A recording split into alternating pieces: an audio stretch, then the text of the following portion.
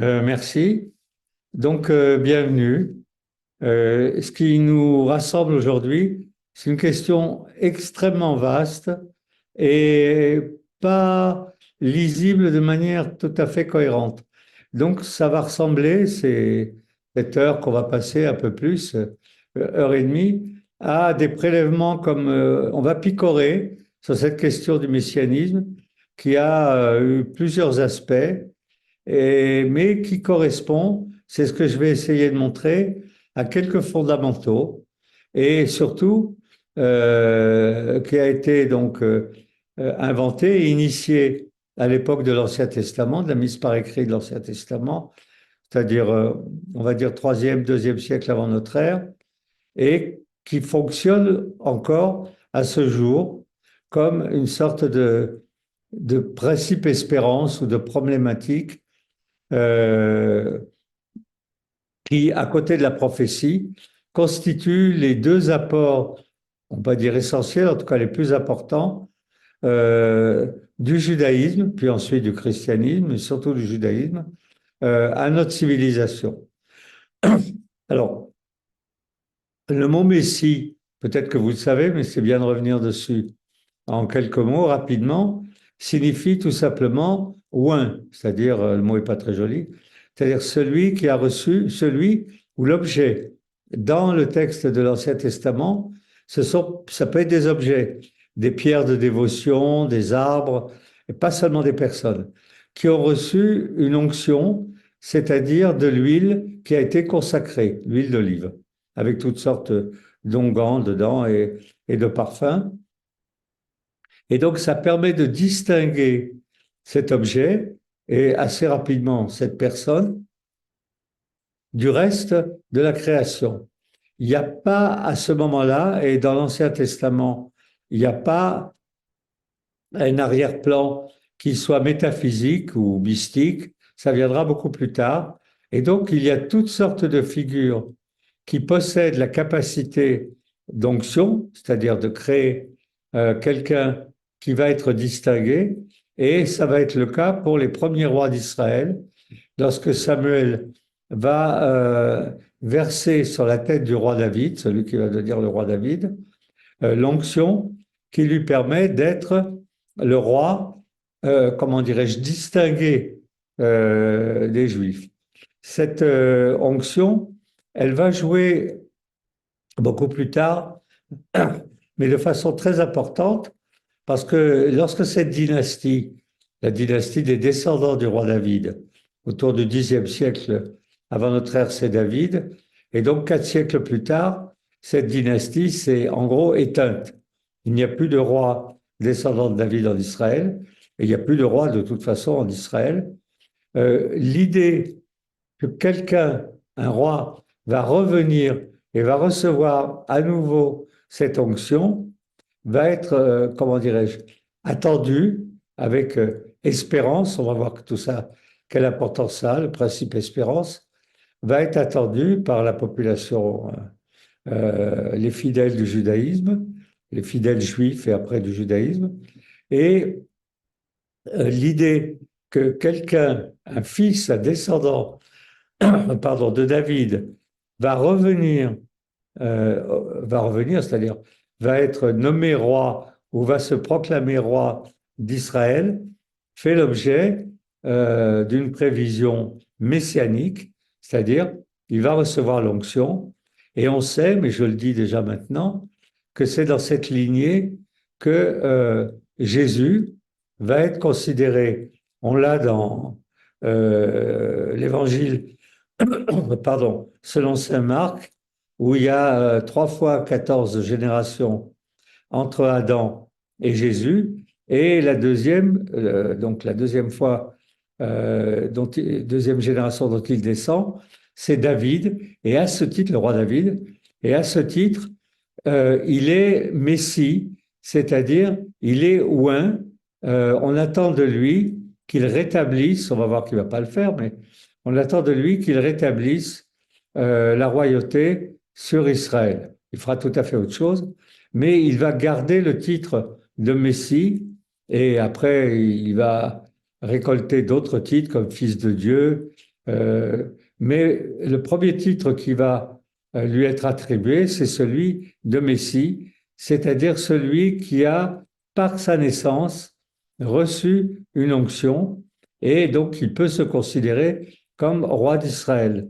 Je rappelle que lorsqu'il a été crucifié, si tant est que cette histoire a eu lieu, mais en tout cas, c'est ce que raconte le Nouveau Testament, il est écrit sur la croix, sur le Golgotha, là où il est crucifié, il y a un panneau, une plaque, où il y a écrit Jésus de Nazareth, roi des Juifs, c'est-à-dire INRI, et c'est à ce titre qu'il a été crucifié, c'est-à-dire que l'histoire racontée par le Nouveau Testament est qu'il est blasphème parce qu'il s'est proclamé le roi des Juifs, c'est-à-dire le Messie. On n'est pas encore dans ce qui va venir plus tard, dans le fait qu'il est fils de Dieu. Il est d'abord et avant tout un usurpateur de la dynastie de David. Et pourquoi? Parce que les Juifs attendent un roi qui va les rétablir dans le royaume, c'est-à-dire qui va les remettre en situation d'exercer une autorité sur leur territoire et sur leur peuple. Et là, on est dans un registre tout à fait différent. Il y a un roi sans royaume. Le royaume qu'il possède ou qu'il aurait, il n'est pas de ce monde, il est dans les cieux. Et là, la séparation entre juifs et chrétiens va petit à petit devenir totale. Et donc, dans cette période qui va du 6e siècle avant notre ère, donc 590, jusqu'à l'apparition de Jésus, on a une période de désarroi complet. Les Juifs n'ont plus de royaume, n'ont plus de territoire, n'ont plus de roi. Ils vont bientôt ne plus avoir de grands prêtres. Et c'est dans ce noyau que va apparaître un petit groupe qui va considérer que Jésus, qui veut dire je sauve, il a un prénom prédestiné, un peu comme De Gaulle a un nom prédestiné, euh, celui qui va sauver au titre de oint, c'est-à-dire de Messie. Alors, quelle importance a cette histoire de Messie? Le Messie, il a donc la capacité de sauver, de permettre de faire des choses que ceux qui ne sont pas Messie, ceux qui ne sont pas oint, ne peuvent pas faire. Et donc, ça va induire, et je vais dire là quelques mots et après on va écouter un peu de musique, ça va induire une chose tout à fait inédite et qu'on a encore aujourd'hui. Et c'est pour ça que c'est un événement important qui dépasse ce qui s'est produit ou pas euh, juste à la période de Jésus, c'est-à-dire au 1er siècle de notre ère, c'est qu'est mis en place un principe espérance. Le principe espérance, c'est demain, il y aura quelque chose de mieux qu'aujourd'hui. C'est-à-dire, il nous est permis d'espérer un monde meilleur, il nous est permis d'espérer une vie meilleure, ici-bas ou au ciel. Euh, la noirceur de l'existence, les massacres, les guerres, le fait que Dieu ne réponde plus et que les Juifs ont perdu le contact avec leur Dieu qui ne leur sert plus à rien, en gros, ils sont obligés de se rabattre sur la Torah. Tout ceci est, comment dirais-je, peut-être ouvert par le principe espérance. Alors, qu'est-ce qu'un principe espérance? Ça ne s'applique que s'il y a des populations tout autour et dans d'autres civilisations, ce qui était, comment dirais-je, la règle, c'est dans les trois types de temps. Le temps progrès, qui est le temps du judaïsme, et qui permet l'espérance, le temps cyclique, à savoir qu'on a dans l'Ecclésiaste, par exemple, tous les fleuves vont à la mer et la mer n'en est jamais remplie, c'est-à-dire c'est un temps qui est particulièrement déprimant et qui fait une boucle, c'est-à-dire on vit, on meurt et c'est tout. Et le troisième temps qui va être exploité, lui, par l'islam, c'est le temps erratique, à savoir ça va, ça vient, et tout ça n'a pas le moindre sens dans tous les sens du terme, c'est-à-dire ça ne nous mène nulle part, en tout cas en ce qui concerne le temps lui-même. Donc le principe espérance va dire à des gens, pardon, qui sont des laissés pour compte de l'humanité, ça c'est inédit, que les laissés pour compte de l'humanité aient le droit d'espérer quelque chose, va leur dire, vous êtes en mesure de penser qu'un jour, il y aura autre chose que le jour, une phrase de Boris Vian, il y aura un monde meilleur et que ce qui se produit actuellement sera ou annulé ou sera le prémisse de ce monde meilleur. Alors on va développer ça et on va voir aussi la différence qu'il y a entre le Messie et les temps messianiques et voir comment ça se développe petit à petit. Mais on fait une première pause musicale, alors qui n'a aucun rapport avec le sujet.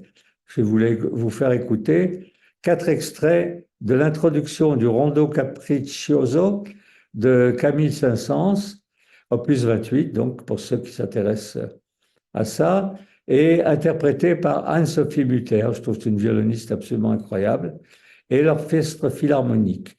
Et ce morceau a été composé pour le violoniste Pablo de Sarasate, qui est un violoniste espagnol, qui était une attraction absolument inouïe. Il avait été invité à Paris plusieurs fois, et donc, mais qui vivait dans le nord de l'Espagne, en Navarre. Je pense qu'il était navarrais. Donc, on écoute un premier extrait. On écoutera des extraits du même morceau jusqu'à la fin.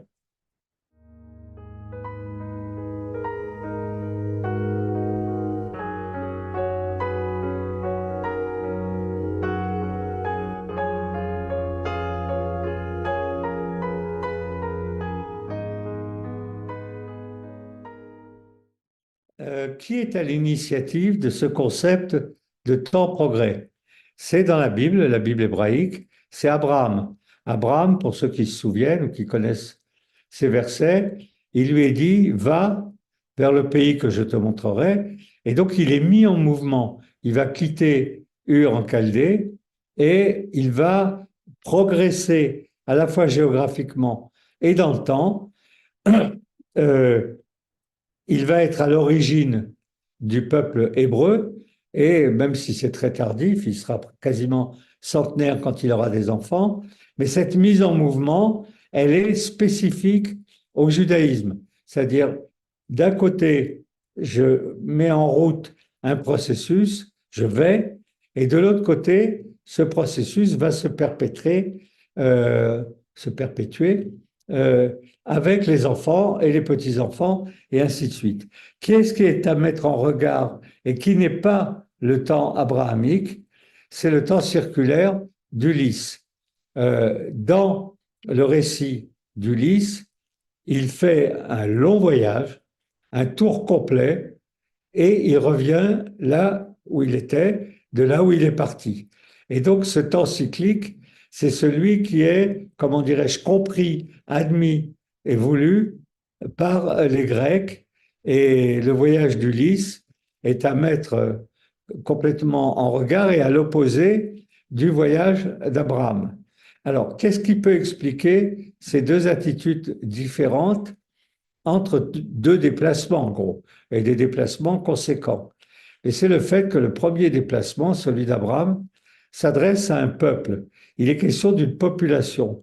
Et cette population, donc le peuple hébreu, puis qui va être ensuite le peuple juif, elle a besoin d'un principe espérance. Parce que le judaïsme est démocratique, en gros. C'est-à-dire qu'il est la religion d'une population. En ce qui concerne Ulysse, le principe espérance ne leur sert strictement à rien, puisqu'il n'est pas question de servir de, de point de départ pour un peuple, il est question de raconter quelque chose qui ressemble au fatum, qui ressemble à un destin.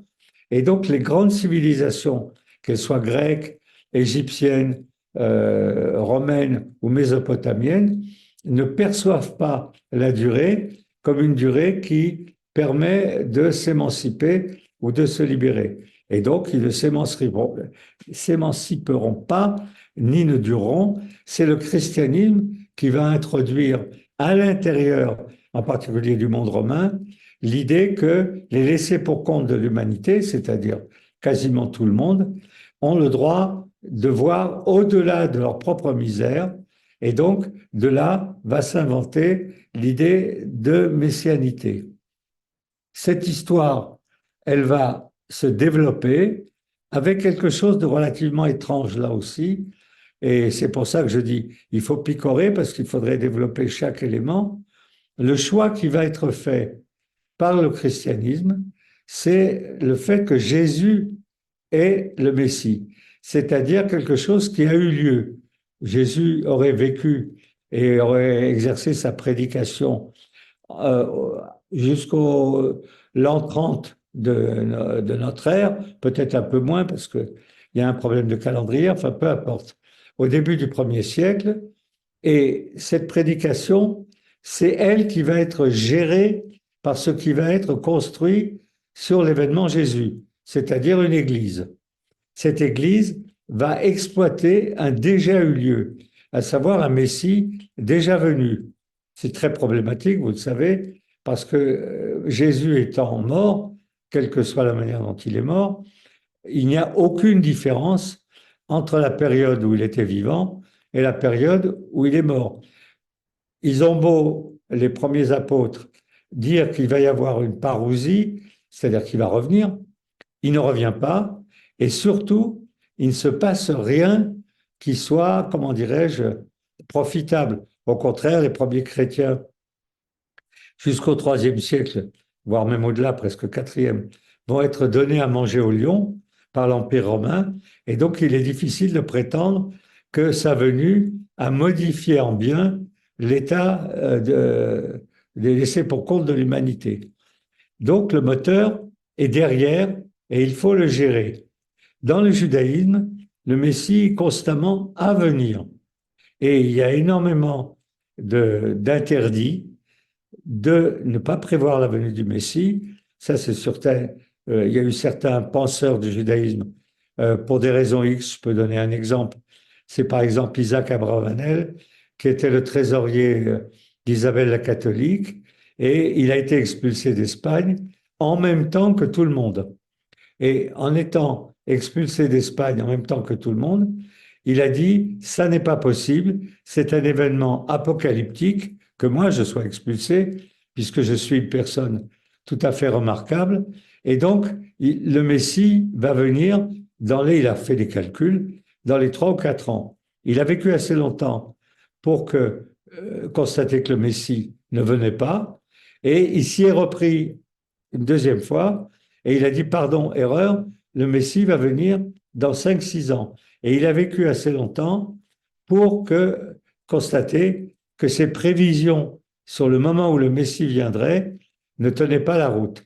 Et la tradition juive, et en particulier Maïmonide, qui est une sorte d'autorité là-dedans, dit il est interdit de tenter de prévoir le moment où le Messie viendra. Et donc, le Messie est constamment à venir.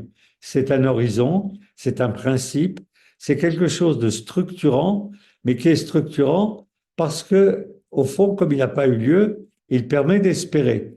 Et l'exemple, plutôt l'image que je donne entre un Messie déjà eu lieu et un Messie qui est perpétuellement à venir, c'est les voitures avec un moteur à l'arrière ou un moteur à l'avant. Donc il y a des véhicules avec un moteur à l'arrière, et moi je trouve, mais bon, est-ce que ça a un rapport? Pas étonnant que celui qui a inventé la traction avant, c'est un juif d'origine russe, Citroën, et qu'il a pensé qu'il valait mieux que les voitures soient tirées que poussées.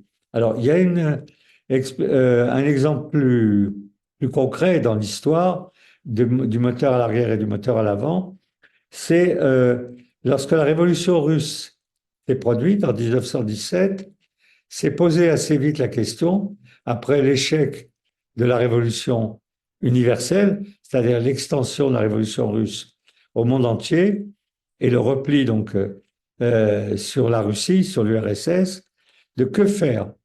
Et la décision a été prise par l'appareil communiste russe de gérer la révolution soviétique et donc d'abandonner toute idée que la révolution n'a de valeur que si elle est un horizon extensible à l'infini. Et qui a prétendu le contraire? Trotsky. Trotsky a dit la révolution n'a aucune valeur si on ne se met pas dans la perspective de quelque chose à venir. Donc, sur cette question de qu'est-ce qui fait espérer, il y a deux attitudes, au moins deux, mais au moins deux, ces deux-là. ce qui a eu lieu et pour lequel souvent il y a une forte nostalgie qui consiste à vouloir revenir dans le temps où ça a eu lieu en enjolivant cette période.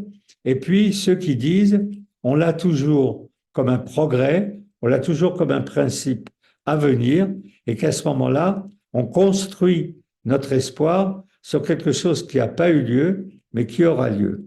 Donc, ces deux manières d'aborder le principe espérance ont traversé notre civilisation euh, dans la mesure où, dans les périodes de désarroi, et on est en ce moment dans une période de désarroi, le retour vers un passé qui aurait été un passé idyllique, le reprendre et le gérer, ou au contraire une sorte de fuite en avant progressiste, se retrouve en confrontation et à l'intérieur arrive à s'insérer le temps de l'islam, ce qui explique aussi, d'après moi, le succès de l'islam, c'est-à-dire un temps erratique, un temps, ça va, ça vient, un temps qui ne va nulle part, qui progresse à un moment, enfin qui progresse, qui se dirige par-ci, qui se dirige par-là, et le temps peut être erratique, il n'y a pas de raison qui, il n'y a pas là-dessus de preuves scientifiques qu'il ne puisse pas l'être, comme il ne peut pas l'être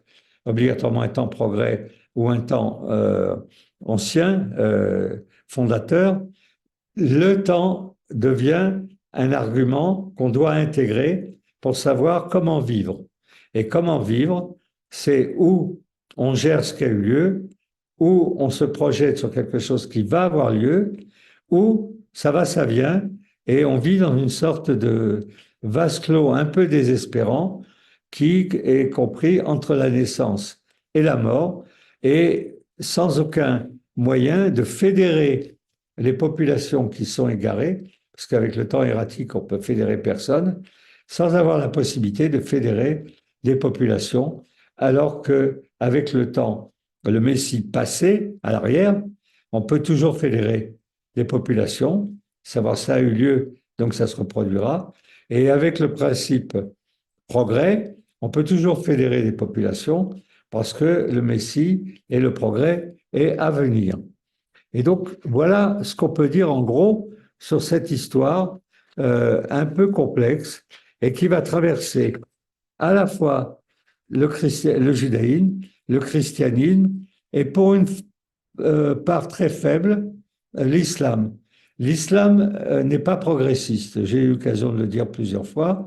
L'islam demande à ses fidèles de gérer au mieux leur existence sur Terre, de vivre dans le cadre qui leur a été donné, de la naissance à la mort, une vie digne, et c'est tout. Et c'est ensuite au ciel euh, que Allah, le Dieu, décidera si cette personne a droit au paradis ou si cette personne a droit à l'enfer. Aucune des actions qu'il a pu mettre en œuvre durant sa vie ne peut être directement créditée par lui-même, c'est-à-dire il ne peut pas dire j'ai fait quelque chose dans ma vie ou des choses qui sont des choses de valeur, parce que seul Dieu sait si ça a de la valeur ou pas. Et donc, les musulmans vivent comme dans un jardin en essayant d'aménager leur existence du mieux qu'ils peuvent, une existence qui doit être paisible, mais qui n'est dirigée vers aucun but et surtout pas vers l'amélioration de l'humanité. Alors, quel est le deuxième point, et après on écoutera encore un peu de musique, comment fonctionne le moment messianique? Il y a deux manières d'opérer. Un, à savoir, les moments positifs s'accumulent. C'est ce moment que va, euh, comment dirais-je, prendre sur lui la Révolution française. À savoir, il faut que chaque génération, on va dire, ou chaque dizaine d'années, quelque chose de plus se produise et quelque chose de mieux se produise. Cette façon d'opérer peut paraître logique.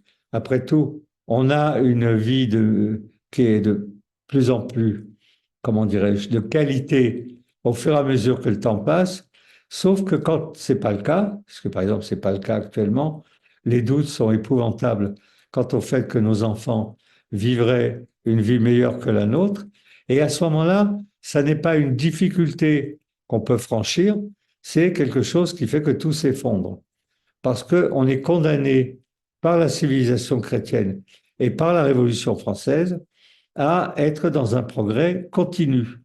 Et s'il n'y a pas de progrès continu, il y a une catastrophe continue. Une autre manière d'opérer, c'est pas la seule, s'appuie sur un verset des psaumes où il est dit plutôt, du fond de l'abîme, je t'invoque, ô Éternel. C'est le psaume 130, qui est interprété par la mystique juive comme il faut être au fond de l'abîme pour pouvoir invoquer l'Éternel. C'est-à-dire que plus la situation est épouvantable et plus on est près de la rédemption. Et qu'il voit donc de manière positive le fait que les choses vont en s'aggravant. Pour ceux qui ont connu, comment dirais-je, la théologie communiste, ils savent qu'il y avait une théorie de paupérisation, la paupérisation absolue, qui voulait que plus la situation était mauvaise pour la classe ouvrière, plus ils étaient proches de la libération et de la révolution. Tout ça ne s'est pas produit, n'a aucun sens.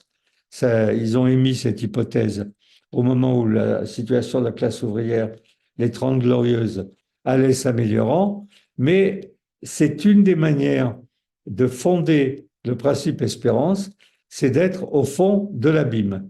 Et d'être, à partir du moment où on est au fond de l'abîme, on peut invoquer l'Éternel. Donc, voilà les deux manières, soit être dans un trou, soit au contraire accumuler les bienfaits. Autre chose, et après on écoutera encore un petit morceau de musique, Karl Marx, pour lequel j'ai une vraie dévotion, en tout cas dans les textes qu'il a écrits, dans le 18 Brumaire de Louis-Napoléon Bonaparte, il écrit cette phrase que je trouve magnifique, plutôt une fin effroyable qu'un effroi sans fin. Plutôt une fin effroyable qu'un effroi sans fin. C'est-à-dire que lorsque la situation ne va pas s'améliorant, c'est-à-dire que le messianisme bute sur le fait qu'il ne produit pas de résultats, il vaut mieux une fin effroyable. Et donc s'introduit dans le dispositif messianique l'Apocalypse, qui est le dernier texte du Nouveau Testament, mais qui est aussi un élément qu'on va retrouver dans toutes les périodes d'exaltation messianique qui vont en général se terminer par l'Apocalypse, en tout cas dans l'esprit de ceux qui l'ont porté, par exemple pendant l'an 1000 ou des choses de genre, qui consiste à dire, puisque la situation ne s'améliore pas, c'est que l'on va vers le dévoilement d'une fin des temps.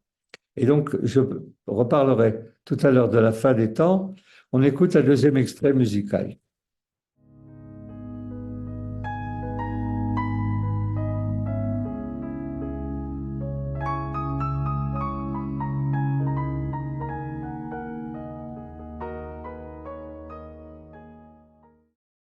Donc, on continue dans cette manière un peu de picorer les différentes réponses apportées à la difficulté de maîtriser le temps humain, pas le temps scientifique, mais le temps humain entre la naissance et la mort, entre le fait qu'on est inscrit dans un processus et que ce processus va se développant. Je l'avais cité la dernière fois, cette phrase du Pirkei Avot, des dits des pères, ça n'est pas à toi de finir le travail, sous-entendu, ce que tu as accompli pendant ta vie, celui qui viendra après toi, donc les enfants, iront au-delà et permettront de le compléter.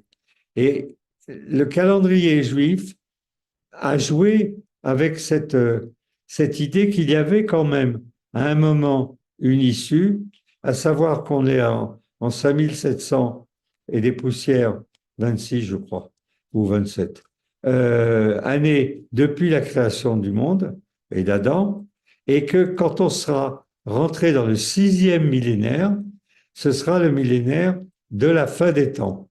Et donc là, il y a un espoir qui se construit dans la durée et qui fait que l'avènement des temps messianiques est possible, est possible. Non pas certain, mais il est possible. Il est très dur de vivre, pour le judaïsme en tout cas, sans avoir ce principe espérance. Pour le christianisme, l'affaire est complexe parce que, en attendant le retour de Jésus, et la phrase de Jean de Loisy, elle a toute sa pertinence. Jean de Loisy était comment dirais un chercheur chrétien qui avait été prêtre de la fin du 19e siècle. Et dans son histoire du christianisme, il a cette phrase qui est restée. Il dit, on attendait Jésus et c'est l'Église qui est venue. À savoir un appareil qui va devoir se débattre avec la question de comment gérer le temps qui passe. Alors, une des manières de gérer le temps qui passe, c'est évidemment les rituels. Mais les rituels reviennent sur eux-mêmes à chaque fois et ne permettent pas d'espérer quelque chose d'autre d'une année sur l'autre.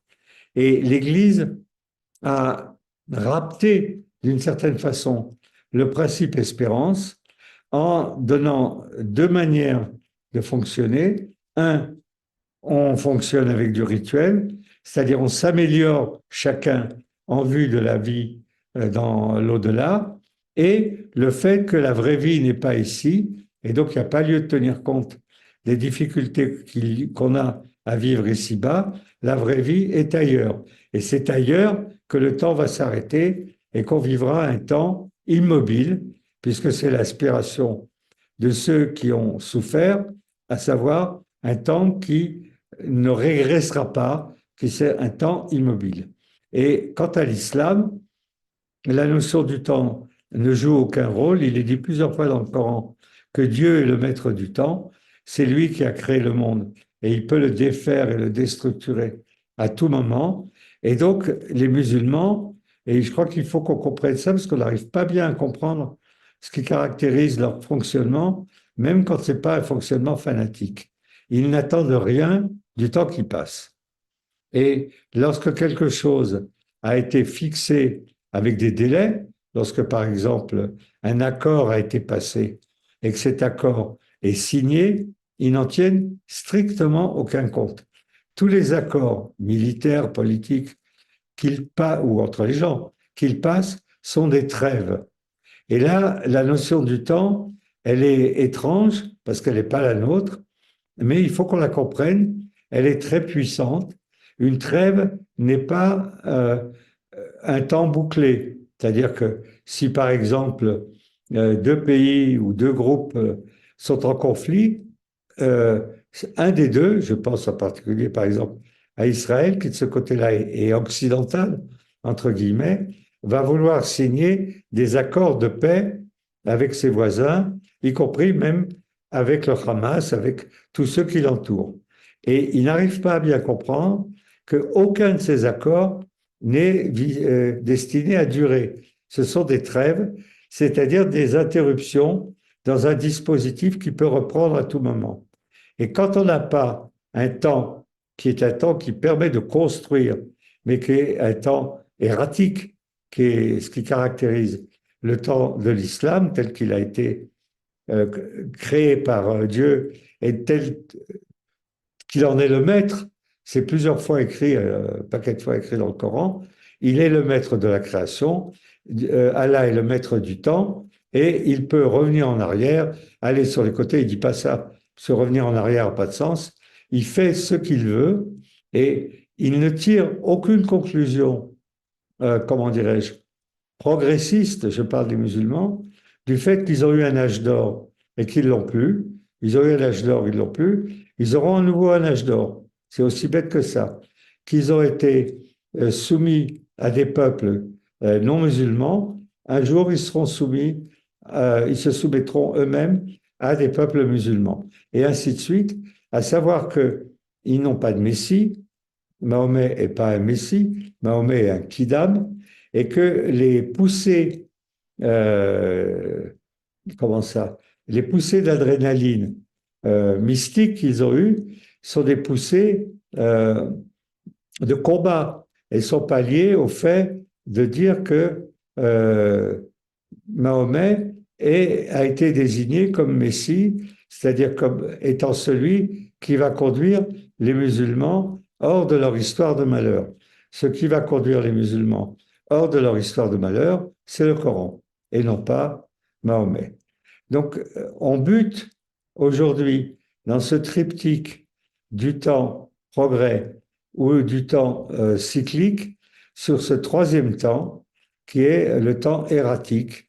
Et bon, j'en profite pour donner mon avis puisque ça ne mange pas de pain. Je pense qu'on n'en sortira pas. À savoir que les deux autres temps ayant été essayés, étudiés, on a avec les écolos et ceux qui sont partisans euh, du renoncement à l'industrialisation, du renoncement à toutes sortes de choses qui ont fabriqué l'Occident, tous ceux qui veulent voir ça disparaître se disent le temps progrès est un temps plus destructeur que constructeur. Quant au temps du christianisme, c'est-à-dire un temps cyclique, il ne veut plus rien dire, à savoir quelque chose qui a eu lieu, clairement, 20 siècles après, c'est-à-dire la venue de Jésus, n'aura pas lieu. Et donc, ce n'est pas la peine de construire sur le fait qu'on est dans un temps en boucle, on est dans un temps erratique. Et le temps erratique va poser la question, qui n'est pas mon sujet, mais quand même, de qui maîtrise ce temps, c'est-à-dire qui est donc le pouvoir, pas du tout le peuple. Le peuple peut maîtriser les deux premiers temps parce qu'il s'adresse à lui, c'est-à-dire il a de l'espoir, ou au contraire, il boucle toute la période qui va de la naissance à la mort. Le temps erratique, il est dans les mains de ceux qui ont du pouvoir. Et c'est donc le temps de l'islam. Donc la notion du temps dans le Coran est largement développée et je voulais vous lire une citation. Je ne la trouve pas pour l'instant. Une citation tirée du Coran. Mystique. Bon, écoutez, j'avais mis de côté une citation du Coran, mais vous pouvez la trouver facilement. Facilement, il est question dans la première sourate, mais je n'ai pas indiqué le numéro, mais c'est dans la première sourate, il est dit Allah est maître du jour du jugement. Donc, on ne peut pas préparer des temps meilleurs, ça c'est nous qui sommes maîtres du jour du jugement, et le jour du jugement n'est pas au ciel, ce qui serait, comment dirais-je, la stratégie chrétienne. On mène une vie exemplaire et on peut récolter les fruits de cette vie exemplaire, pas sur terre, mais au ciel. Il est dit clairement, mais il est dit plusieurs fois dans le Coran, que Allah est maître du jour du jugement, à savoir que les vivants, les hommes, les femmes, n'ont aucun moyen de modifier ce jour, et ce jour n'est pas le résultat de quoi que ce soit de prévisible. Et voilà ce que je pouvais dire sur ces gestions des trois principes. En ce qui concerne les mystiques, eux vont intégrer la question du temps et du messianisme en nous-mêmes. C'est-à-dire, ils vont dire que les processus de l'histoire sont anticipés dans notre propre vie. Et par exemple, la joie des derniers temps n'a pas besoin d'attendre les derniers temps. Nous sommes nous-mêmes en train de le vivre et de le vivre parce que nous l'avons intégré en nous. L'exemple le plus visible, c'est vrai pour les chrétiens, mais l'exemple le plus visible, c'est le chassidisme. Le chassidisme prône une joie, comment dirais-je, inextinguible, parce qu'ils ont intégré le processus du temps, non pas dans le temps, non pas dans le fait qu'il y a une manière de gérer le messianisme pour tous, mais dans le fait que le messianisme, le Messie, va être l'un d'entre eux, Et je rappelle, pour ceux qui n'y avaient pas pensé, que un des leurs, le rabbin Meir Schneerson, donc qui vivait aux États-Unis, a atteint l'âge canonique de 99 ans. L'activité de prophète chassidique probablement ne lui avait pas abîmé la santé. Et donc, quand il est arrivé à l'âge de 99 ans, au sein du mouvement Chabad, toutes les chassidim de Chabad, a été levée l'idée qu'il était un Messie éternel, à savoir qu'il ne mourra pas. Et puisqu'il ne mourra pas, ils se sont lancés dans une campagne We want Mashiach now. J'ai vu passer une photo de ces affichettes qu'il collait partout à New York et en partie en Israël, à savoir nous avons intégré le Messie, c'est l'un des nôtres, et parce qu'il ne meurt pas, on est arrivé au bout du processus messianique. Évidemment, il est mort, et donc ils se sont lancés, pas tous, mais une partie, dans l'idée qu'il allait revenir. Donc là, on retrouve un principe qui était celui qui a été utilisé pour Jésus, celui de la parousie, et il y a chez les Juifs de Chabad un courant qui attend le retour de Rabbi Schneerson, puisqu'il ne peut pas mourir. Voilà, Mashiach is here, le voilà. Et ça, ces choses-là datent, à mon avis, d'après sa mort. Tous les chassidim n'ont pas cette même attitude. Les Bretzlev, par exemple, sont hostiles à l'idée de calculer la venue du Messie. Mais bon, il faut savoir que cette structure existe, revient, elle produit des effets régulièrement, et en produisant des effets régulièrement, elle se renouvelle et elle permet, comment dirais-je, d'avoir des noyaux ou des îlots d'espérance, un foyer, comment dirais-je, oui, d'espérance à l'intérieur d'un groupe, même si ce groupe dit qu'il est fait pour permettre la rédemption de la totalité de l'humanité.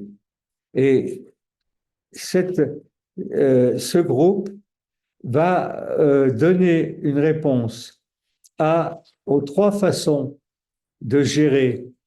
Il y en a trois d'après Gershon Scholem, et un chercheur spécialiste du messianisme.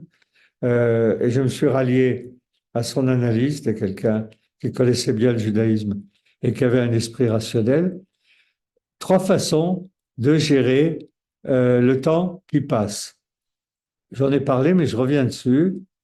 Soit conserver ce qui est en cours, soit restaurer ce qui a eu lieu, soit se livrer à une utopie. Bien entendu, le chassidisme est dans l'utopie. Je viens d'en parler, Menachem Mendel Schneerson. Mais les deux autres volets, conserver ce qui existe ou restaurer ce qui a été, continuent à avoir non seulement des gens qui le soutiennent, mais avoir leur pertinence. Après tout, pourquoi ne pas conserver ce qui a été, puisqu'on sait ce que c'est et qu'on considère que ça ne peut pas s'améliorer. Donc ce qui a été est un temps messianique de qualité parce qu'il a été testé. En ce qui concerne la restauration, c'est de remettre en état ce qui a été. Le christianisme l'a tenté tout au long de son histoire, à savoir restaurer l'événement Jésus, en faisant de Jésus, au IVe siècle de notre ère, un fils de Dieu, ça a été décidé assez tard, en faisant de sa mère ensuite quelqu'un d'origine divine, en rétablissant ou en restaurant un moment qui est un moment d'exception, qui a l'air d'avoir disparu, mais qu'on veut reconstruire. Et donc cette sainteté va s'appliquer aussi aux mystiques, particulièrement les femmes, qui vont nouer des relations d'amour avec des saints, avec Jésus, avec Dieu, mais pas seulement, et qui vont se remettre dans l'état où était la prédication de Jésus, à savoir des miracles, un moment inouï, une humanité, ou en tout cas un groupe d'une qualité qu'on n'a pas retrouvée depuis. Et donc, ces trois manières de faire, conserver, restaurer ou se lancer dans l'utopie, sont aussi aujourd'hui des façons d'opérer, à ceci près que on ne sait pas trop lequel va l'emporter parce que le temps erratique ne colle ni avec l'utopie, ni avec la restauration, ni avec la conservation. Et donc, on se trouve dans un moment compliqué où le Messie ou l'aventure messianique ne sait pas exactement où se placer. Et il y a un auteur marxiste, évidemment, et juif qui s'appelle Ernst Bloch, qui a écrit un livre en 2 volumes ou 3 volumes, c'était un très gros livre, qui s'appelle Le principe espérance, sur lequel il décrit tous les moments où s'est développé le principe espérance. C'est pas étonnant qu'il soit marxiste, parce qu'il a écrit ce livre dans les années 50, 1950, 50, 55, et qu'il n'y a plus de principe espérance, à savoir que le marxisme ne fait plus espérer, en tout cas pour la majorité d'entre nous.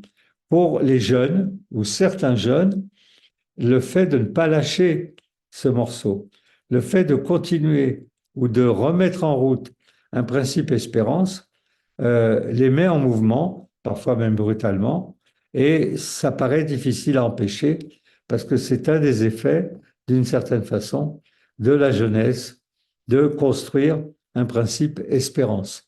Voilà, il est sorti maintenant, ou il sort dans un mois pour 10 fois moins cher en poche. Donc, encore un morceau de musique, ce sera le troisième, si j'ai bien compris.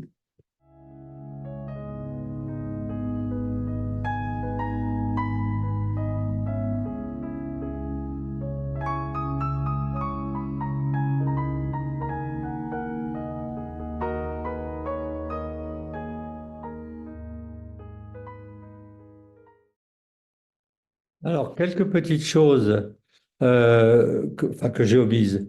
On va revenir dessus donc maintenant, qui sont dans la Bible, dans l'Ancien Testament, en particulier dans Joël. Joël est un prophète, un des derniers, je parle en termes de période, et donc la situation des Juifs, des Judéens, est tragique, et donc il cherche à exprimer un espoir, mais on va voir de quelle façon. Il s'adresse aux grands prêtres, sacrificateurs, c'est-à-dire ceux qui sont dans le temple, saignez-vous, habillez-vous et pleurez, lamentez-vous, serviteurs de l'autel. Donc c'est eux qui font les offrandes ou qui gèrent les offrandes. Venez passer la nuit revêtus de sacs, donc des sacs pour le deuil, serviteurs de mon Dieu, car offrandes et libations ont disparu de la maison de votre Dieu. Publiez un jeûne, c'est-à-dire arrêtez avec tous les sacrifices et de les manger, qui plus est.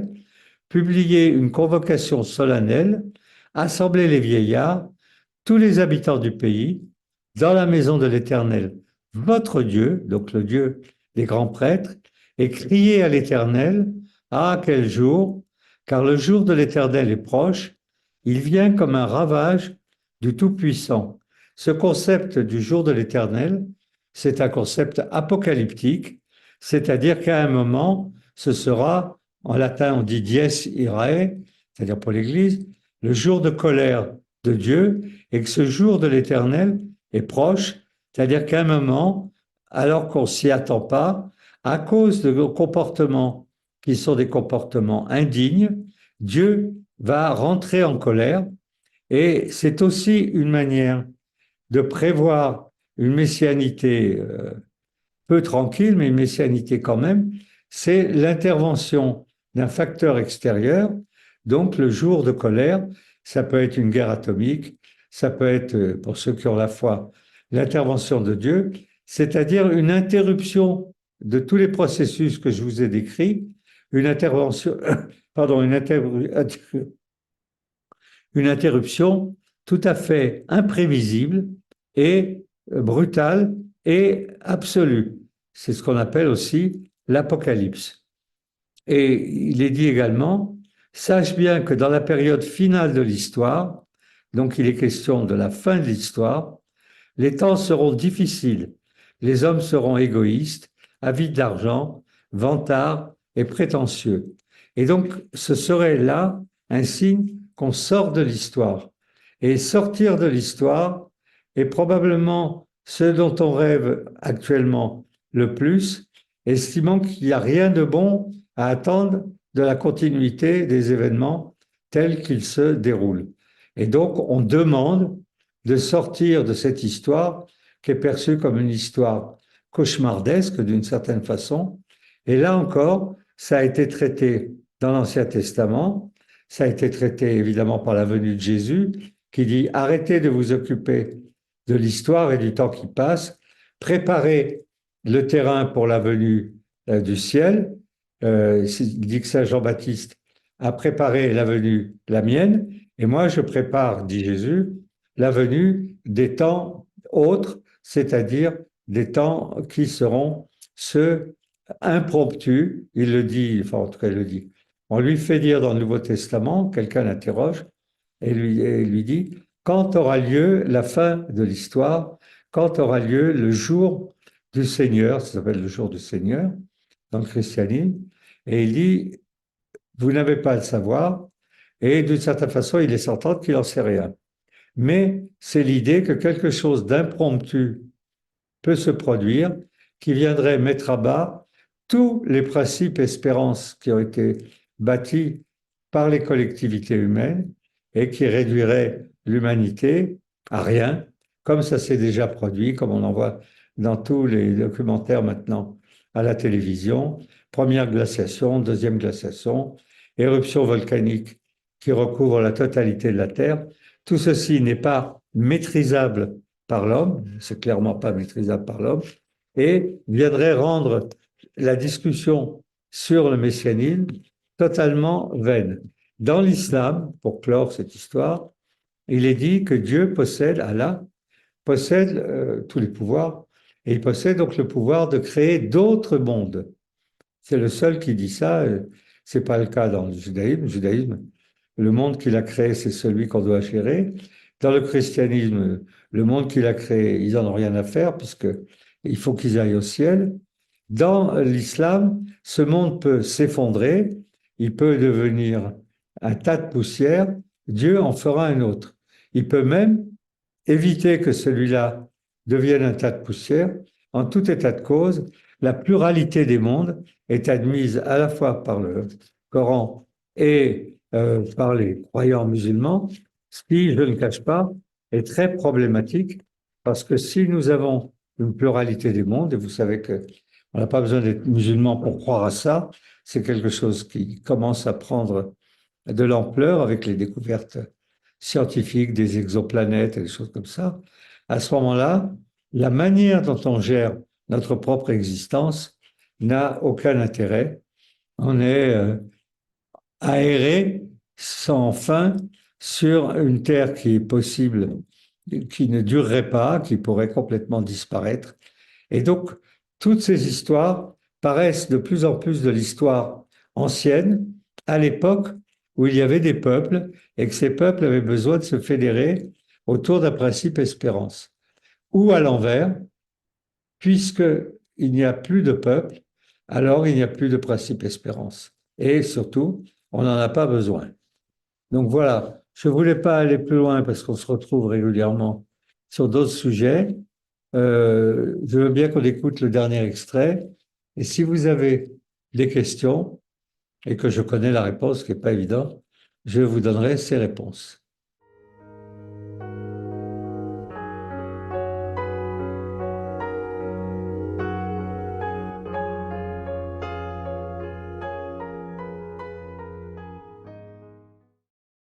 Bien, en tout cas, merci pour ce bout de route qu'on a fait ensemble sur un problème, j'avoue, assez compliqué parce que il y avait beaucoup de citations que je pouvais donner, mais voilà, c'était pas un cours de Bible que je voulais faire, mais essayer de travailler sur ce concept du principe espérance. Donc, est-ce que vous avez des questions ou des remarques? Euh, voilà.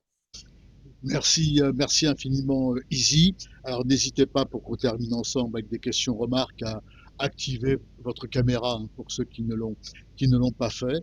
Et on pourra, voilà. Merci. Nadia, bienvenue. N'hésitez pas donc à lever la main, pour manifester si vous avez une question ou une simple remarque. Juste peut-être à Patricia. À Patricia, je t'active ton micro.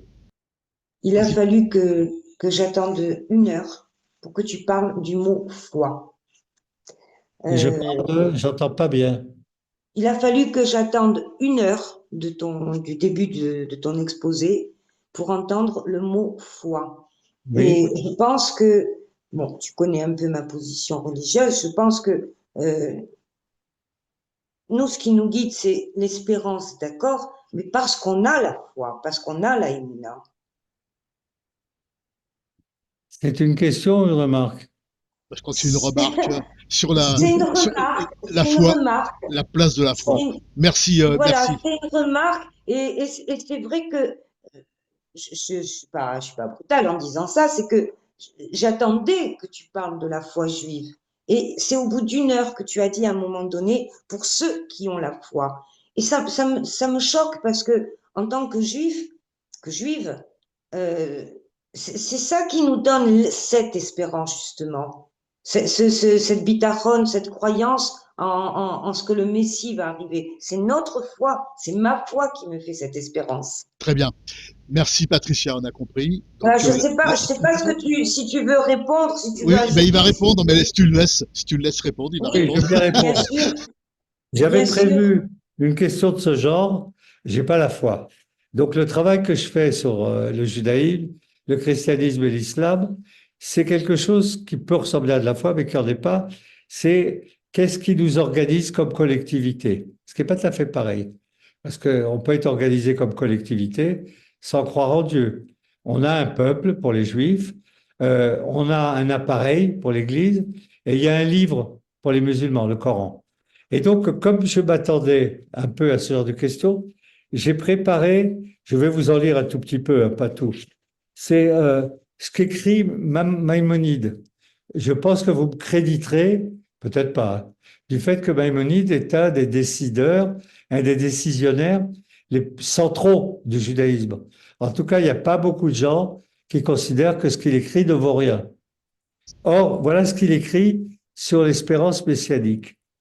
Euh, Dans les 13 articles de foi que vous connaissez, puisque vous avez la foi, de Maïmonide, le 12e principe concerne le temps du Messie.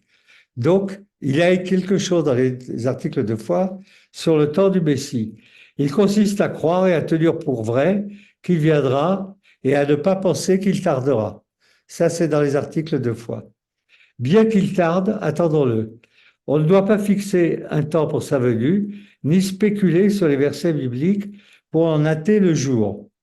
Et il dit plus loin, ne crois pas que le Messie doive accomplir des signes ou des miracles, instaurer un nouvel état des choses dans le monde, ressusciter les morts, etc. Il n'en sera pas ainsi. C'est assez catégorique. Maïmonide était quelqu'un d'assez teigneux. J'ai longtemps lu et je me suis beaucoup intéressé au bonhomme. Donc, il n'en est pas ainsi. Il faut plutôt envisager la conjoncture suivante. Les statuts établis dans notre Torah sont valides pour toujours et éternellement. Rien ne saurait être ajouté ou retranché. S'il se lève un roi de la maison de David qui étudie la Torah et met en pratique ses commandements, comme le fit son ancêtre David, en accord avec la Torah écrite et la Torah orale, qui invite tout Israël à marcher dans les voies de la Torah et à réparer ses brèches, c'est-à-dire à combattre les défauts résultant d'une application incomplète de la Torah, et qui livre les combats du Seigneur, on pourra vraiment assurer que celui-là est le Messie. Et s'il réussit à reconstruire le sanctuaire en son lieu et à rassembler les dispersés d'Israël, alors il aura en fait, par sa réussite, prouvé qu'il est bien le Messie. Donc, le Maïmonide dit, en gros, hein, attendons de voir s'il fait le boulot qu'on attend du descendant du roi David, on considérera qu'il est le Messie. Mais il est très catégorique. Il ne fera pas de miracle. il ressuscitera pas les morts. Il avait des problèmes de ce genre, Maïmonide, parce que dans les communautés dont il avait la charge, et en particulier la communauté juive du Yémen, qui était persécutée déjà à l'époque par leurs voisins musulmans. Et ils leur disent, il y a un Messie qui s'est levé, musulman, est-ce qu'on doit croire dans ce Messie? Et il leur dit, il n'y a pas de Messie chez nous qui fait des miracles, qui ressuscite les morts. Il dit, s'il fait le boulot qu'on attend d'un descendant du roi David, alors après, on dira que c'est le Messie. Donc, moi, je trouve que c'est un garçon intelligent. Maïmonide, évidemment, je me suis rallié à sa pensée. La partie purement, comment dirais-je, la foi, il ne parle pas de foi là, hein, du tout. Il parle d'un constat. La foi, c'est pas mon domaine. C'est-à-dire, il y a des gens qui ont la foi. J'ai de la famille religieuse, ils ont la foi. J'ai aucun mépris pour ça. Mais vous ne pouvez pas analyser un phénomène comme le messianisme uniquement à partir de la foi. Merci, Izzy. Merci. On a une Merci. question. Déségaré, hein, Merci. c'est un très gros livre, mais vous pouvez trouver le passage. Merci, Izzy. On a une question. Je le Chut, lis attends, petit à petit. Patricia. On a une question de Michel qui demande si Jacob Frank peut être considéré comme un messianiste dans les 3 religions monothéistes. Pardon, qui ça? Jacob Frank. D'accord, Franck. Jacob Frank. Jacob Frank, il faut dire qui c'est en quelques mots. Lorsque, alors on dit que c'est un faux messie, oui, puisqu'il n'a pas fait le boulot qu'on attendait de lui. Mais Shabtai Tzvi, en 1666-1670, s'est proclamé messie. Et à sa suite, de très nombreuses personnes, des Juifs, l'ont suivi et il a dit, je vais à Jérusalem rétablir le royaume des Juifs et rebâtir le temple. Et pour ça, il avait un problème très concret, il devait passer par Istanbul, Constantinople. C'est-à-dire qu'il était d'Europe centrale, enfin des Balkans, et pour pouvoir y aller à pied, il lui fallait traverser le Bosphore. Ayant traversé le Bosphore, il a été arrêté par le calife de l'époque, et le calife de l'époque se moquait un peu de tous ces problèmes. Ce qu'il voyait, c'est que c'était un gros désordre. Et donc, il a dit à Shabtai Tzvi, ou tu te convertis à l'islam, ou je te fais couper la tête. C'est tout. Et l'histoire raconte, elle doit être assez vraie, parce que on est dans des périodes où il y a des chroniqueurs qui s'est converti à l'islam, plutôt que de se faire couper la tête. Une partie de ceux qui le suivaient, une partie, a dit, voilà, on a compris ce qu'il faut faire pour que le Messie soit un vrai Messie, il faut faire le contraire de ce qui est prévu. C'est-à-dire, ils ont commencé à manger du porc, ils ont commencé à se comporter comme des antisémites, on peut dire, ils ont commencé à vivre en pervertissant le judaïsme. Et Shabtai Tzvi, qui était en prison, les recevait et disait, voilà, du fond de l'abîme, je t'invoque au Éternel. Quand on aura touché le fond, et le fond à l'époque, c'était de devenir musulman. Quand on aura touché le fond, quand on aura des pratiques totalement contre les règles de la Torah, quand on aura aboli les 613 commandements, à ce moment-là, vous verrez que je suis le Messie. Et il avait évidemment un intellectuel, c'est souvent le cas, Nathan de Gaza, qui disait Shabtai Tzvi est le Messie, j'en suis garant. Parce que quand vous n'avez pas d'intellectuel pour ce genre de boulot, c'est assez difficile à faire. Et qu'est-ce qui s'est passé? Il est mort de vieillesse, et ceux qui étaient les Sabbatéens se sont divisés en 2 groupes. Un groupe de séfarades, en gros, qui sont du coin de la Turquie, de la Grèce, de l'Albanie, de ce côté de la Méditerranée, parce que Shabtai Tzvi était de Smyrne, donc ce côté-là, et ils sont devenus ce qu'on appelle les Dounmés, si ça vous dit quelque chose. C'est-à-dire des Juifs qui avaient des pratiques secrètes du judaïsme, mais qui, dans leur fonctionnement quotidien, étaient musulmans. Et ces Dounmés, qui étaient des sortes de maranes, d'une certaine façon, on dit, et c'est sûrement vrai, ça a été expliqué par des historiens, que c'est eux qui ont fourni le cadre des jeunes Turcs qui ont fait la révolution laïcarde en Turquie. C'est-à-dire que la Turquie est devenue laïque avec, comment il s'appelle, euh, euh, j'ai oublié son nom, mais le patron des Turcs, des jeunes Turcs. Euh, Parce que l'armée était devenue commandée par des Doulmés. Donc ça, c'est les séfarades. Et puis petit à petit, ils ont disparu et les nazis, quand ils ont envahi la Grèce et qu'ils ont envahi Corfou et tous ces coins, ont massacré les derniers. Il n'en reste plus, mais il reste une tâche, entre guillemets, dans l'histoire de la Turquie. C'est-à-dire la Turquie est devenue moderne à cause de ces marans-là, qui étaient des juifs convertis à l'islam et faussement convertis. Alors maintenant, Shabtai, Franck. Franck, c'est le volet ashkénaze. Vous savez, chez les juifs, il y a deux volets, au moins. En allant vers le nord, c'est-à-dire en allant vers les pays chrétiens et non pas musulmans, c'est-à-dire Pologne, Roumanie, Tchécoslovaquie, tout ça, il est venu quelqu'un du même genre qui s'est proclamé Messie. Et il s'appelait Shabtai Tzvi. Il s'appelait Franck. Et il a fait exactement la même chose. C'est-à-dire, il se livrait avec son groupe, il a créé un groupe, à des orgies. Il faisait le contraire de ce que prévoyaient les lois juives, mais il disait que c'était la condition pour qu'il soit reconnu comme Messie et que le monde change. Alors, ce qui est intéressant, bon, des gens comme ça, il y en a à peu près tout le temps, mais ce qui est intéressant, c'est qu'il y a eu des franquistes, on les appelle les franquistes, donc des gens qui étaient regroupés à la suite de Franck dans les communautés juives de Metz et de Nancy. Et quel rapport?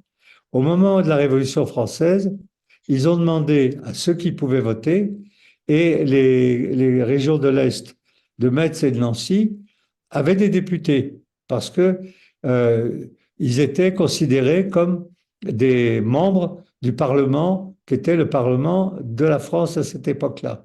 Et il y a deux franquistes qui sont allés à Paris pour voter la mort du roi. Et quand on leur a demandé par la suite pourquoi vous avez voté la mort du roi, ce qu'ils ont fait, hein, et ils ont dit parce qu'il faut que le pire advienne pour que le meilleur se produise. Donc on est du fond de l'abîme, je t'invoque au Éternel.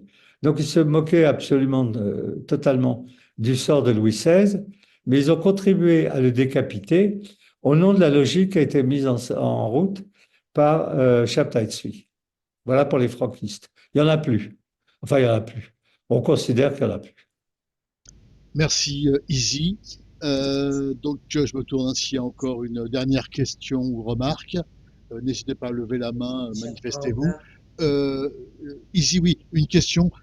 Tu n'as pas, ou je n'ai pas capté, parlé du Mahdi dans l'islam. Quelle est l'importance du Mahdi? Est-ce que c'est une forme de messianisme?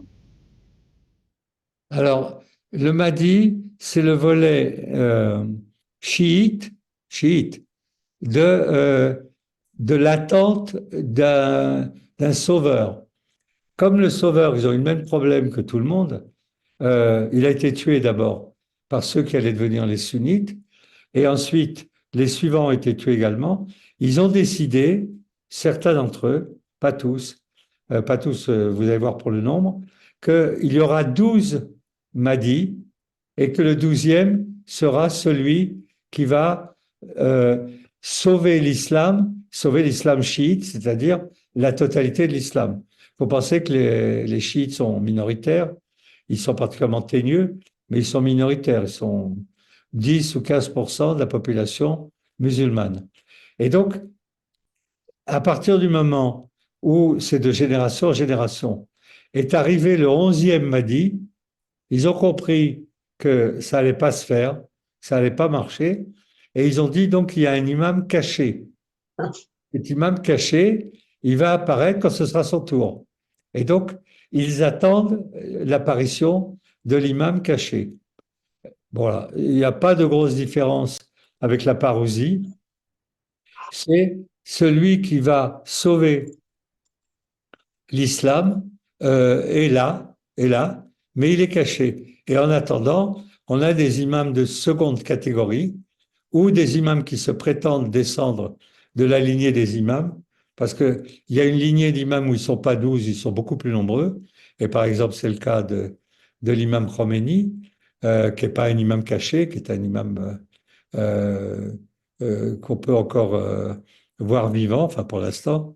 Mais le principe de l'imam caché, c'est celui-là, à savoir que Ali a été massacré et donc les chiites ont perdu celui qui représentait l'islam légitime, c'est-à-dire le descendant de Mahomet. Les sunnites décident de qui va diriger l'islam de manière, on pourrait dire, démocratique, si tant est que ça a un sens. C'est-à-dire ils se réunissent et ils désignent celui qui va gouverner l'islam. Bon, ça marche moyen, et ils ont toujours 3 ou 4 gouvernements d'islam un peu partout, que ce soit à Bagdad, euh, à Cordoue, enfin bref. Mais c'est fait par les collectivités de musulmans. Dans l'islam chiite, c'est comme dans la royauté, c'est de génération en génération, c'est-à-dire des descendants directs d'Ali, des descendants directs de Mahomet. Et ces descendants directs de Mahomet, ben à un moment, il a fallu arrêter de les montrer parce que, il se passait rien. Et donc, il y en a un qui est caché qui va finir par ressortir.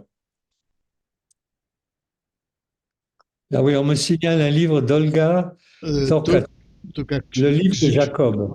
Ouais. C'est le livre de Jacob Frank, j'imagine. Absolument, oui, le livre de Jacob. Merci Michel. Hein. Je ne connais pas ce livre. Merci pour l'info. Voilà, on va Je bientôt. connais Oui. le livre de Gershon Scholem sur Jacob Frank, qui s'appelle sur le franquisme. Ok, D'où je tire on ce va que j'ai dit.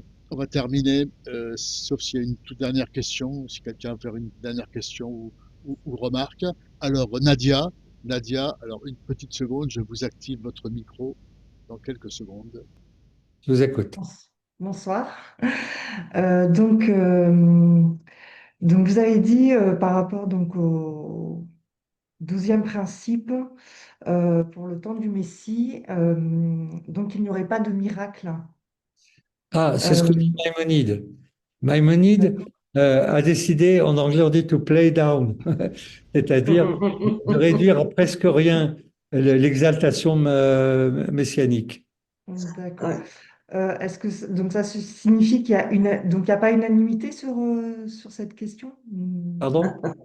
Y a-t-il unanimité Ben non, sur ben non. non, Si vous fréquentez, d'accord. je ne sais pas qui vous fréquentez, mais si vous fréquentez des juifs, vous savez que le terme unanimité n'a aucun sens. D'accord. Non, je suis Euh, nouvelle et en fait, j'ai découvert. Non, non, Donc, il répond à la pagaille qu'il y avait au sein de la pagaille. Le mot pagaille n'est pas juste. Au désarroi qu'il y avait au sein de la oui, population juive, en oui, particulier ceux qui habitaient dans des zones comme le Yémen et tout ça, où il y avait beaucoup de juifs, à savoir, ne vous appuyez pas sur la venue du Messie. Et il y a un livre, une lettre plutôt, qui s'appelle Lettre aux Juifs du Yémen, où il traite de cette question. Et d'ailleurs, je crois que la citation, elle vient de cette lettre aux Juifs du Yémen, c'est un petit opuscule qu'on trouve chez Verdier en français, où il dit, ne vous lancez pas là-dedans, essayez d'avoir une vie d'études, et il rajoute quelque chose qui nous parle à nous, et il dit, et si vous ne pouvez pas rester, partez. d'accord. C'est-à-dire, lui-même, il est né en Andalousie, à Cordoue, une des plus grandes villes de l'époque. Il a dû partir parce que le pouvoir a changé. Il y avait des Almoravides et c'est les Almohades, bon, peu importe, le pouvoir a changé. Il s'est fait passer pour musulman et il est allé étudier à la Karawine à Fès, c'est-à-dire au Maroc. Et puis au Maroc, il n'était pas sûr qu'on n'allait pas le descendre quand même, parce que bon, ils étaient tolérants, mais jusqu'à un certain point. Il est parti à nouveau. Il est parti et il est allé, à l'époque, donc, en Terre Sainte. Il a fait un voyage à Saint-Jean d'Acre. C'est là il est arrivé avec le bateau. Il est allé à Jérusalem et il dit c'était pitoyable. Jérusalem était une ville de 3000 habitants, en ruine, enfin, c'était une épave à l'époque. Il n'y avait que les croisés, c'est tout, à peu près, Mm. pas d'autres.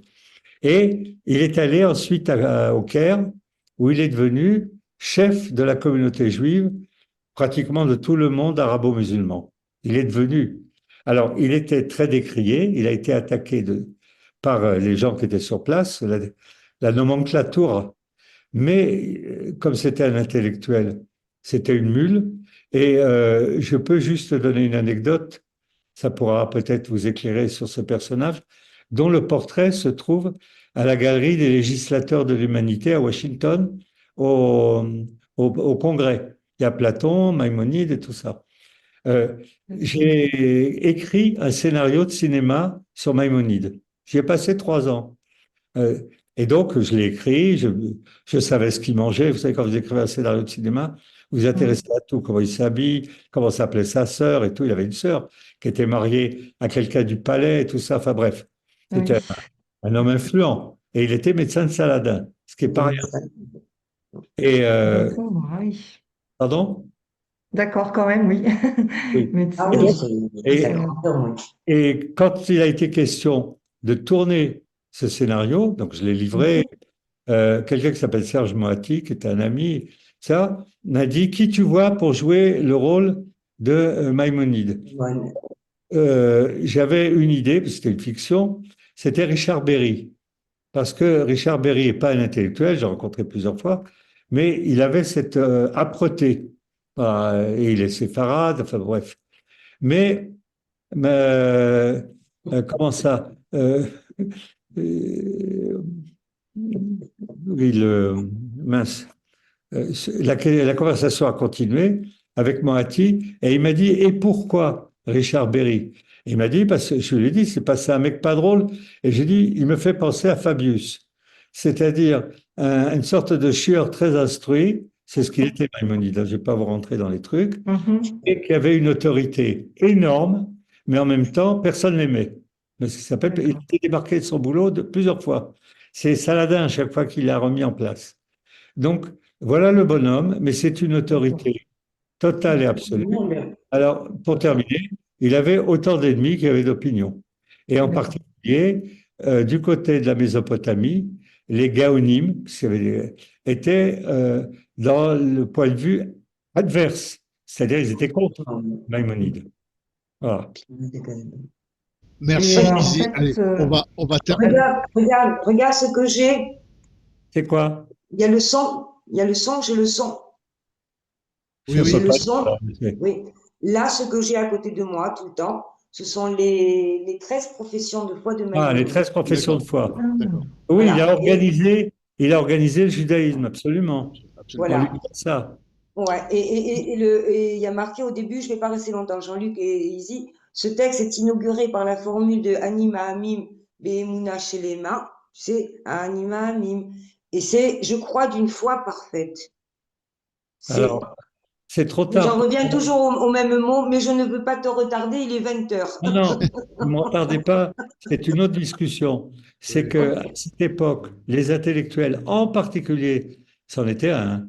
Il était, il lisait Averroès, et puis saint Thomas d'Aquin s'appuie sur Averroès et Maïmonide pour écrire, donc le chrétien saint Thomas d'Aquin, pour écrire la Somme théologique. Donc c'est l'intellectuel juif, comment, indépassable. Ah Mais oui? il avait un problème dans le monde arabo-musulman qui est le problème de la double vérité. Et il en était comment dirais-je, un acteur. Il disait, il y a une vérité pour le peuple et il y a une vérité pour les intellectuels. Et quand il écrivait pour les intellectuels, par exemple le Guide des égarés, il le dit au début, il n'y a personne dans le peuple qui va lire un bouquin pareil. Les bouquins d'Aristote, c'est une blague. C'est illisible pour quelqu'un qui n'est pas un intellectuel aristotélicien. Par contre, il a écrit la Mishnah, enfin, il a fait un Mishneh Torah qui est destiné aux gens dans les synagogues. Non. Donc, ce dispositif de double vérité, il faut lui appliquer. C'est-à-dire, moi, je ne crois pas tout ce qu'il écrit, j'essaie de voir à qui il l'a écrit. Merci, Izzy. Merci. Merci beaucoup, Izzy. Allez, merci Otka C'était infiniment pas un pour. sujet facile, hein. Ok. Merci, Patricia. Pardon? Ce n'était pas un sujet facile que tu as traité ce soir. Non, non, je ne Non, savais pas comment le faire Et parce chercheur. que c'est pas c'est à la facile. fois planétaire et c'est très précis et en même temps, je l'ai dit à la fin, c'est peut-être une affaire réglée et classée, c'est-à-dire l'histoire du messianisme. Le principe espérance, on n'est pas dedans. Là, franchement, Merci. il y en a Merci. peut-être. Merci. Vous savez ce Merci. qu'on dit à Oui. propos des chrétiens qui sont dans le principe espérance. Je connais des chrétiens, évidemment, j'en fréquente. Ne serait-ce que mes enfants, il y en a certains, deux, qui ont des cathos bretons dans une branche de la famille, très cathos et très bretons. Très breton. Euh, oui, un jour, voilà, bonjour. Un jour, je leur ai dit, mais vous me faites penser au ravi de la crèche, qui est une catégorie catholique, à savoir le fait d'être content. On n'a pas ça, nous. Tu vois, ravi de la crèche, on n'a pas. Ni de la crèche, ni pas de la crèche. Donc, il y a effectivement un bonheur, y compris dans le malheur, ce que les chassidim ont pris. Les chassidim ont pris exemple sur les catholiques. Ils ont dit, ils sont dans une misère noire et dans un malheur total, et ils chantent. On va faire comme eux. Donc, Merci. on en parlera une autre fois. Exactement. Allez, on arrive en fin de. Merci en tout cas infiniment pour cette conférence. Oui, ils ne cherchent jamais la facilité, mais ça, on Non. le sait. Merci beaucoup. Un mot du programme avant de se quitter. Donc, Rappelle-moi, c'est quoi la prochaine fois? alors, Ah oui, c'est voilà. plus Donc, facile. alors Maurice sera la Sur la semaine vie prochaine. future. Il reçoit Alexandre Daillet. Et toi, ici, Ouais. tu peux dire un mot rapide. Le Donc, 5. s'il te plaît, Patricia, la croyance en la vie future et le culte des morts. Ici, un petit mot. D'accord. C'est pas inintéressant et c'est un peu en complément de ce qui vient d'être fait cette fois-ci. Mais le culte des morts, c'est pas la croyance à la vie future, donc j'ai ajouté les deux pour éviter de ne parler que de la foi. Parce que le culte des morts, c'est le culte des morts. Voilà, donc ce sera le 5 février et on retrouvera donc Maurice la semaine suivante. Merci en tout cas infiniment, Izzy. C'est moi qui vous remercie pour Merci à votre tous patience et merci de et ce pour travail. votre ouverture sur des sujets un peu tricotés quand même. Absolument, absolument. On rappelle que cette conférence sera disponible d'ici 48 heures sur la chaîne YouTube de Hebraïca et pourra être revue, donc vue et revue, en continu. Merci à tous. On se retrouve très bientôt donc avec Izzy le 5 février, dans 2 semaines normalement. Et on vous souhaite tous une excellente soirée, que des bonnes choses. À très très bientôt. On se quitte avec le générique.